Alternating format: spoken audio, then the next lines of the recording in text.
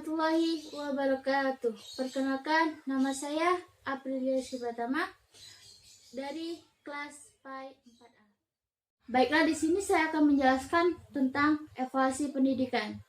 Di sini saya akan menjelaskan pengertian evaluasi pendidikan, tujuan evaluasi pendidikan, fungsi evaluasi pendidikan, prinsip-prinsip dan teknik evaluasi pendidikan.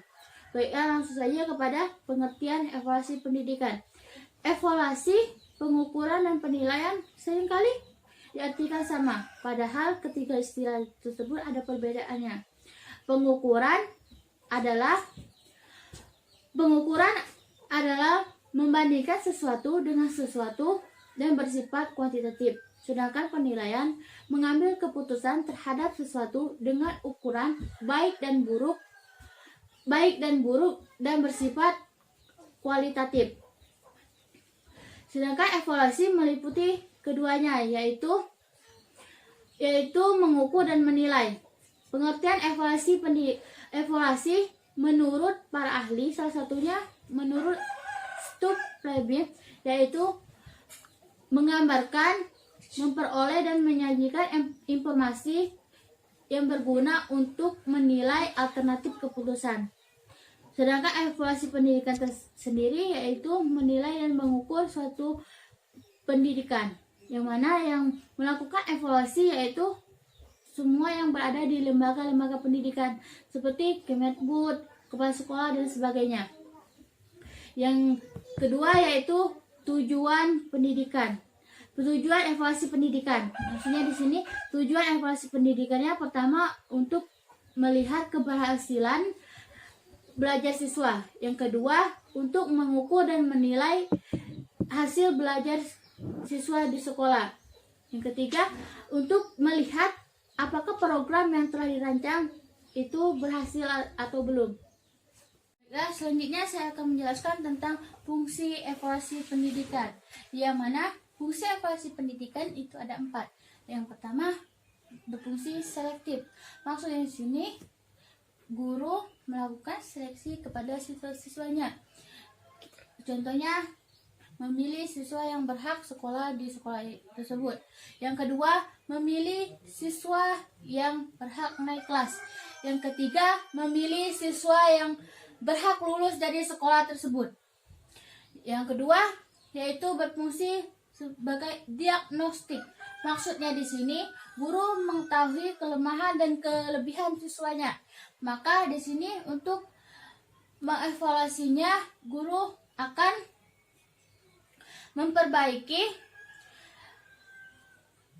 memperbaiki kurikulum dan juga metode pengajarannya. Yang ketiga yaitu penempatan. Maksudnya di sini setelah dilakukan serangkaian evaluasi, maka akan dikelompokkan sesuai dengan kemampuan masing-masing. Contohnya misalkan siswa yang A kemampuannya di bidang IPA, siswa yang B kemampuannya di bidang IPS, siswa yang C kemampuannya di bidang keagamaan. Maka siswa tersebut akan ditempatkan sesuai dengan kemampuannya. Yang keempat yaitu sebagai pengukur keberhasilan. Maksudnya di sini sebagai pengukur yang mana suatu program yang telah dirancang apakah sudah berhasil diterapkan pada saat itu. Selanjutnya yaitu prinsip-prinsip evaluasi pendidikan dan teknik evaluasi pendidikan. Prinsip-prinsip evaluasi pendidikan yaitu ada 5. Yang pertama, keterpaduan, yaitu dari program sampai dengan metode pengajaran, yaitu sangat berkaitan. Yang kedua yaitu keterlibatan siswa. Dalam evaluasi pendidikan, siswa terlibat di dalam evaluasi pendidikan tersebut. Baiklah, selanjutnya saya akan menjelaskan tentang prinsip-prinsip dan teknik evaluasi pendidikan. Di sini prinsip-prinsip evaluasi pendidikan yaitu ada 5. Yang pertama, keterpaduan. Maksudnya di sini dari mulai program, tujuan, dan juga metode pembelajarannya harus berkaitan agar tujuan pendidikan tersebut tercapai. Yang kedua yaitu keterlibatan siswa, yang mana siswa terlibat di dalam evaluasi pendidikan ini karena yang ingin dievaluasi di dalam pendidikan yaitu siswa, apakah sudah berhasil dalam pembelajarannya. Yang ketiga yaitu koherensi, maksudnya materi pengajaran yang disampaikan sesuai dengan kemampuan ranah yang ingin diukur. Yang keempat yaitu pedagogis, maksudnya di sini evaluasi yang dilakukan untuk memperbaiki sikap dan tingkah laku. Yang kelima yaitu akuntabilitas, maksudnya ini melihat keberhasilan suatu program yang telah diterapkan ingin disampaikan kepada pihak yang berkepentingan sebagai laporan pertanggungjawaban. Baiklah, selanjutnya yaitu teknik evaluasi pendidikan, yaitu secara garis besar yaitu ada dua macam.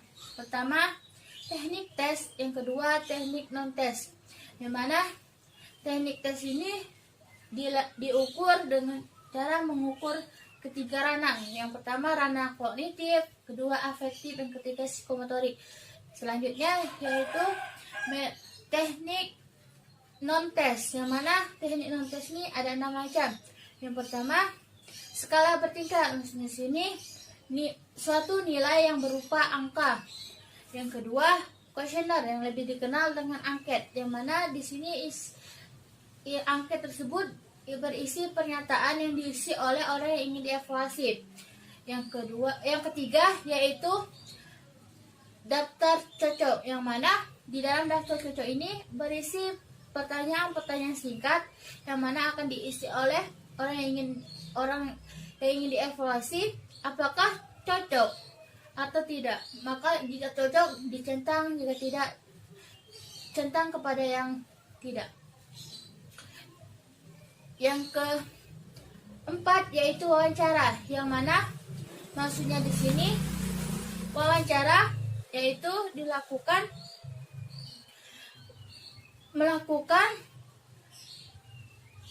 tanya jawab satu pihak, tujuannya untuk mendapat jawaban dari responden.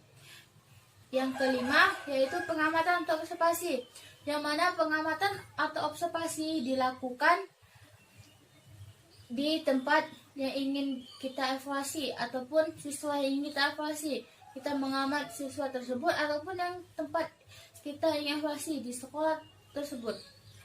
Yang keenam yaitu riwayat hidup. Di dalam riwayat hidup ini kita ingin mengetahui kepribadian, sikap, dan tingkah laku orang yang ingin kita evaluasi. Mungkin hanya ini yang dapat saya sampaikan.